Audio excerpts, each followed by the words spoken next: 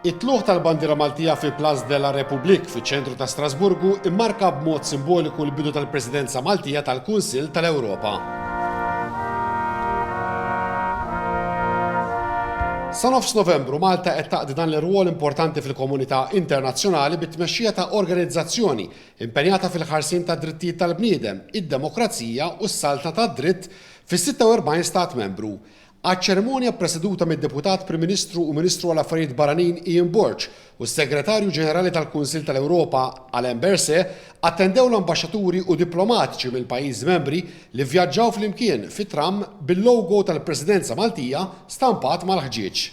Aktar qabel fil-kwartieri ġenerali tal-Kunsill tal-Ewropa, l-ambaxxaturi ġew indirizzati mid-Deputat Prim Ministru Ian Burge bħala iċ-ċer tal-Kumitat tal-Ministri. Dr. Burge ta' ħarsa lejn il-programm politiku li Malta fasslet għas-sitt xhur li ġejjin li jinkludi bosta laqgħat u inizjattivi li diġà bdew f'Malta.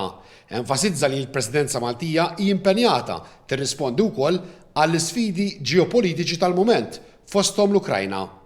Ċifejna ġimagħtejn ilu l-ittra mingħand il-President Zelensky sabiex din l-organizzazzjoni twaqqaf tribunal speċjali biex jinżammu kontabbli dawk li b'xi mod ikkontribwixxew f'din il-gwerra ta' aggressjoni. Ovvjament dik hija tema li issa qegħdin nistennew direzzjoni minn is-Segretarju Ġenerali, iddiskutejna miegħu wkoll f'dawn il-ġranet hawnhekk u nħarsu l-qudiem kif ser nistradaw dan ix-xogħol biex jitwaqqaf u jibda jopera dak l-istess tribunal. Laqgħat bħal din tal-Kumitat tal-Ministri fil-livell ta' ambaxxaturi jsiru kull nhar ta' erba' filgħodu u issa jitmexxew mir-rappreżentant permanenti ta' Malta għall-Kunsill tal-Ewropa, Francesca Camilleri Vettiger.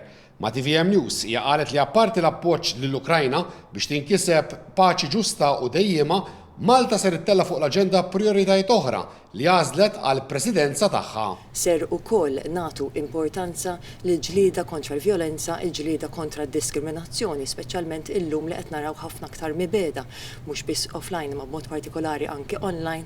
Ser ukoll nenfasizzaw l-importanza tal-parteċipazzjoni taż-żgħażagħ fil-ħajja demokratika u anke il-protezzjoni tat-tfal u l-aqwa interess tagħhom. Fil-laqgħa diversi kienu l-ambaxxaturi li faħru l-aġenda ta' Malta għall-Presidenza u esprimew fiduċja li din ser tkun presidenza suċċess.